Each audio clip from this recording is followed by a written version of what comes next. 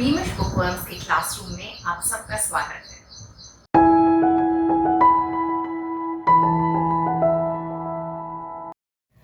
बच्चों, आज हम सुलभ भारती कक्षा 7वीं की कविता फूल और कांटे पढ़ेंगे और समझेंगे।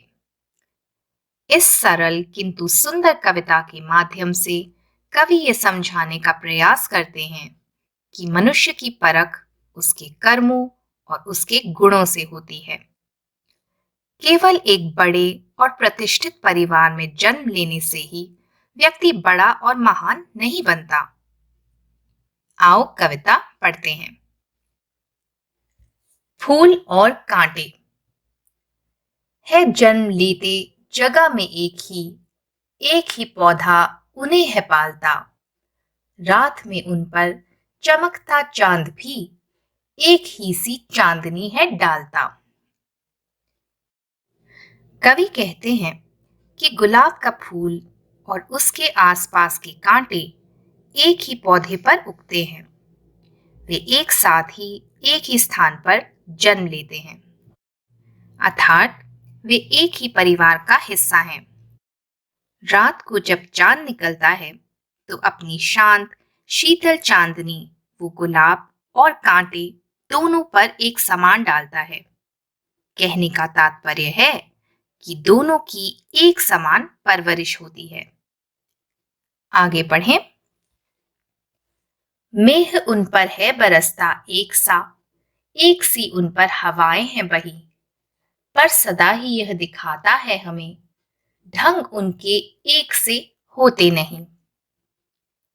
मेघ माने बादल, क्लाउड्स।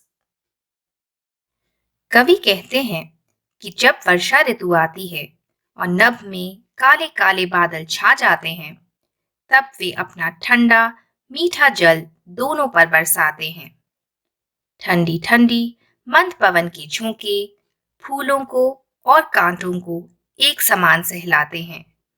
एक समान परिस्थितियों में दोनों बड़े होते हैं, फिर भी दोनों के स्वभाव में, दोनों के ढंग में जमीन आसमान का फर्क है। आगे पढ़ें। छेद कर कांटा किसी की उंगलियां, फाड़ देता है किसी का वर वसन।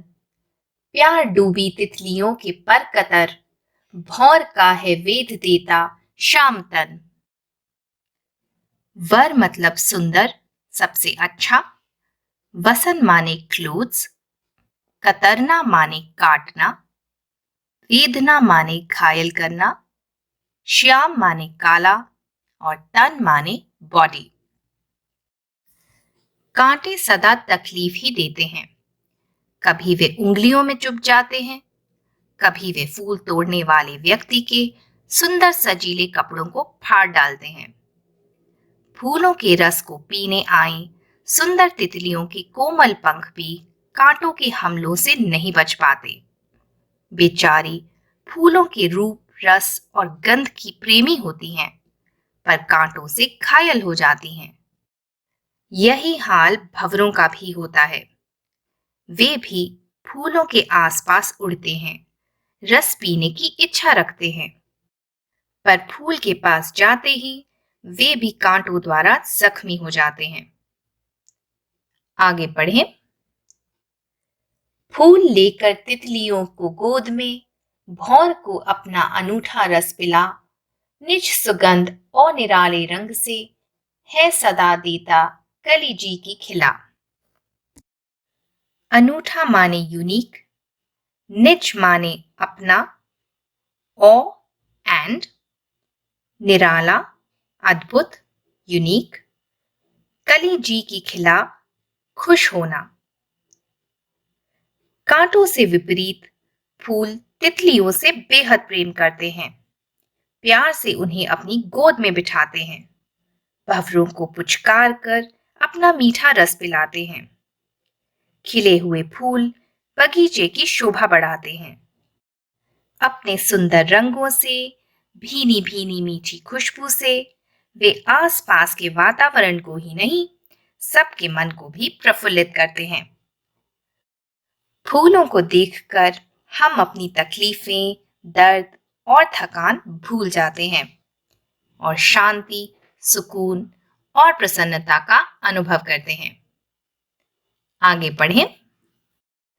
है खटकता एक सबकी आंख में, दूसरा है सोहता सुरसीस पर।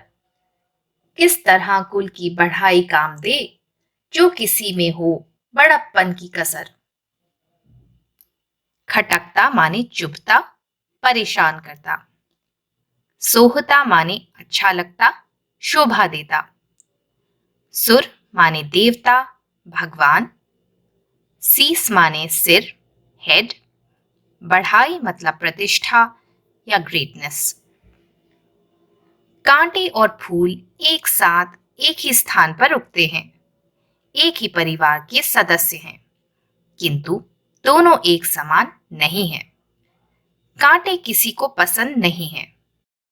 न केवल वो दिखने में आंखों को चुभते हैं, छूने पर भी वो हमारे हाथों को चुभते हैं, घायल कर देते हैं।